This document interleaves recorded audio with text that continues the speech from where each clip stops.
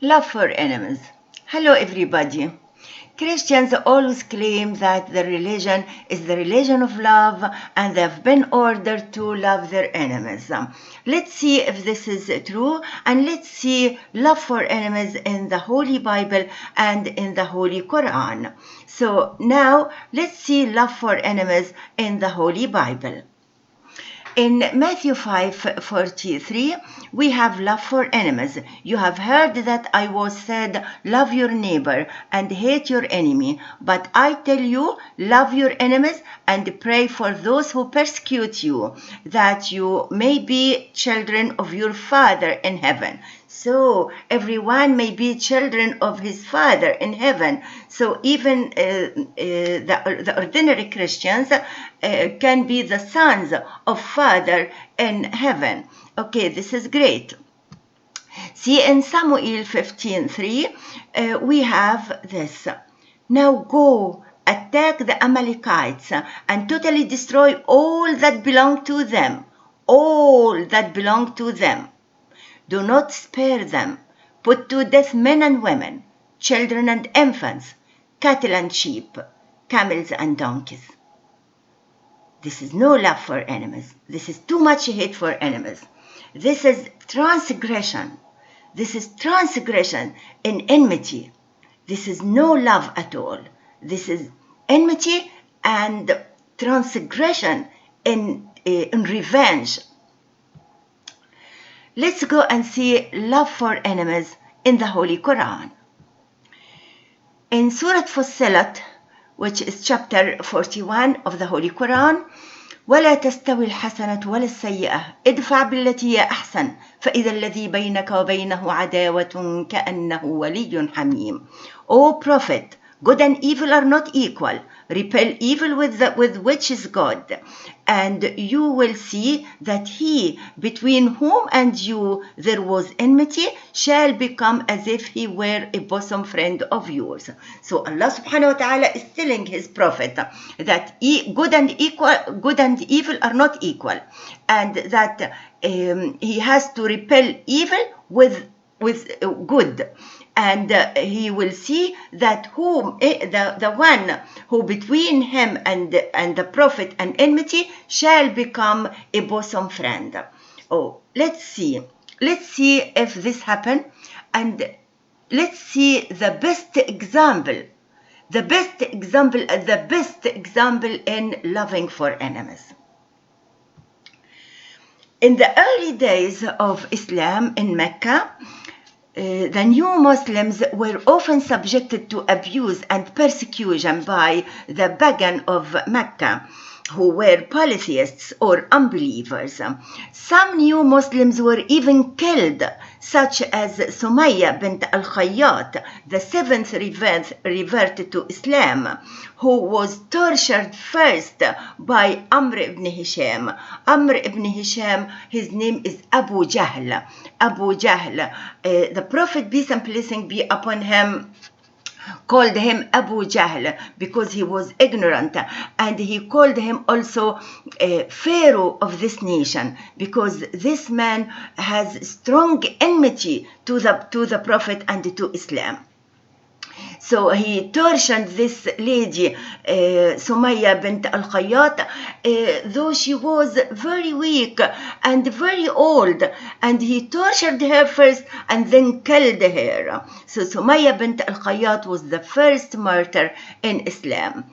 Even Prophet Muhammad, peace and blessing be upon him, was subjected to such abuse. While the Prophet, peace and blessing be upon him, was praying near the Kaaba, Uqba ibn Abu Mu'ayt threw the entrails of sacrificed camel over him. Abu Lahab's wife, Jamil would regularly dump filth outside his door and placed the thorn in the path to his house. Accordingly, if free Muslims were attacked, slaves who reverted to Islam were subjected to far worse. Let's see what happened to the Ethiopian Bilal ibn Rabah. His master was Omayyah Ibn Khalaf. Umayyah Ibn Khalaf, the master of the Ethiopian Bilal ibn Rabah, would take him out into the desert in a boiling heat of midday and place a heavy rock on his chest, demanding that he forswear his religion and pray to the polytheists' god and goddess, until Abu Bakr bought him and freed him. So immigration became the only hope for the Prophet, peace and blessing be upon him, and his followers' survival.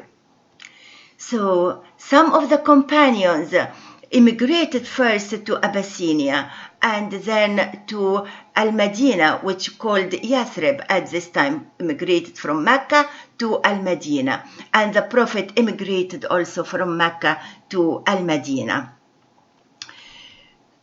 In 628, after a few years, the Prophet, peace and blessing be upon him, and a group of 1,400 Muslims marched peacefully without arms toward Mecca. Now the number of the Muslims increased because they lived in Mecca and established in Medina and established a city in Medina, and the number of the Muslims increased in Medina. So the Prophet and about 1,400 Muslims marched peacefully without arms toward Mecca, from Medina toward Mecca, in an attempt to perform Umrah. Umrah is the minor pilgrimage. They were dressed as pilgrims and brought sacrificial animals, hoping that Quraysh would respect the Arabian custom of allowing pilgrims to enter the city, whether they are enemies or friends. The Arabian custom at this time is that the Arabs or the tribe of Quraysh, which was responsible about the Kaaba, would allow anyone for pilgrim, whether friends, whether enemy, he has to make pilgrims. So they were hoping that Quraysh will allow them to make their pilgrimage. The Prophet, peace and blessing be upon him, and his followers camped outside Mecca. Peace and blessing be upon you, Prophet Muhammad. He didn't enter Mecca direct.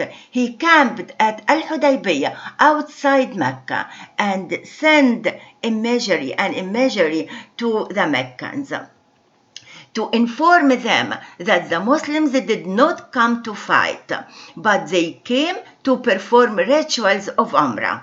Prophet Muhammad, peace and blessing be upon him, met with the Meccan images. They sent some to him to talk to him, who wished to prevent the pilgrims' entry into Mecca. After negotiations, the two parties decided to resolve the matter through diplomacy rather than warfare. And a treaty was drawn up in Hudaybiyah. It is called the Treaty of Hodaibaya. What is the conditional points of the treaty? The two sides should not fight for 10 years. This is great. No fight, because Islam and Muslims, we love peace. Islam is peace. We do not like fight. Muslims do not like fight. So the two sides should not fight for 10 years. The Muslims could not make Umrah this year. This is the next conditional point. The Muslim could not make Umrah this year. They have to go back to Medina. Will not make Umrah. They have to go back to Medina. But they could make it next year. And whoever flees to Prophet Muhammad, peace and blessing be upon him, from Mecca without the permission of his guardian will be sent back, has to be sent back to Quraysh. But whoever comes to Quraysh from the Muslims will not be sent back to the Muslims. And the Prophet agrees. So, okay, we want peace. We want peace. And the Arab tribes that wish to enter into a covenant with the Prophet, peace and blessing be upon him, will be allowed to do so, while the Arab tribes that wish to enter into a covenant with the Quraysh will be allowed to do so. So, okay. Whoever enters into any one of both sides will be considered part of that side. Likewise, any sort of exaggeration on them will be considered exaggeration against that side. When the Muslims returned for the Umrah, when they come back for the Umrah, the Meccans would clear the city so that the Muslims could perform the rituals peacefully, and the Muslims will not be allowed to stay more than 3 days in their Umrah visit. Though their homes are there in Mecca, but they will not allowed to stay. Only 3 days and go back to Medina. Finally, the treaty outlined, Treaty of Hodaibaya. The treaty outlined and a plan for 10 years of peace between the two sides. This is good. Preventing any bloodshed. Both sides adhered to the treaty initially. However, 2 years later, there was a violation of the agreement. One of the tribes allied with the Meccans attacked and killed some members of a tribe allied with the Muslims. The incident dissolved the treaty.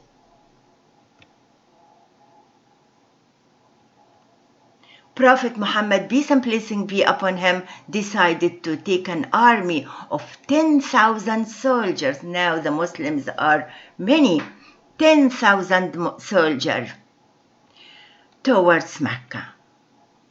Because of what happened, because of dissolving of the treaty. The conquest of Mecca, 20th of Ramadan. The Meccans were afraid about the impending conquest of the city. Once the Muslims had reached Mecca, the leaders of Quraysh surrendered. Now the Muslims are so many, 10,000 soldiers. They could demolish Mecca. They could demolish them all. They could kill them all. They were very, very scared. The leaders of Quraysh were very scared. Abu Sufyan was the leader of Quraysh and one of the ardent enemies of Prophet Muhammad, peace and blessing be upon him. There was a fear that the Muslims would take revenge for the persecution of the Muslims, because what happened early in Islam and the losses of Saul and subsequent battles, there were many battles, because the Arabs had lived by the law of retaliation. When the Prophet, peace and blessing be upon him, entered the area of Kaaba. So the Prophet now entered the area of Kaaba with 10,000 soldiers. All those people in Mecca were looking at him, waiting for a word. He could have demolished them all. He could have killed them all of them. All those people who tortured him and his companion. He could have killed them all. So the Prophet announced clemency for everyone in Mecca who no longer wished to fight the Muslims. Prophet Muhammad, peace and blessing be upon him, looked at the leaders of Mecca and said to them, "What do you think I will do to you? What do you think?" They answered, "Good. We expecting good things." They said, "A generous brother and the son of a generous brother. You are a generous brother, Muhammad, peace and blessing be upon you." They said to him, "You are a generous brother and you are the son of a generous brother." The Prophet, peace and blessing be upon him, said, "Go, you are free. Today no reproach on you. May God forgive you. He is the most merciful. And today is the day of mercy. Many of the Meccans who were expecting some sort of punishment were surprised by the Prophet's statement. Some decided to become Muslims. Thus, the conquest of Mecca was bloodless and ends years of warfare between the Muslims and the violence between the Muslims and Quraysh. And it comes true. Many people entered into Islam, and even Abu Sufyan, the leader of Quraysh, became a Muslim and became a good Muslim. And he initiated after that the Umayyah Khilafah, the Khilafah of his also his son become a Muslim and his family. And it comes through ولا تستوي الحسنة ولا السيئة ادفع بالتي هي أحسن. O Prophet, good and evil are not equal. Repel evil with that which is good. And you will see that he between whom and you there was enmity shall become as if he were a bosom friend of yours. And this is the best example of love to your enemies. Thank you so much.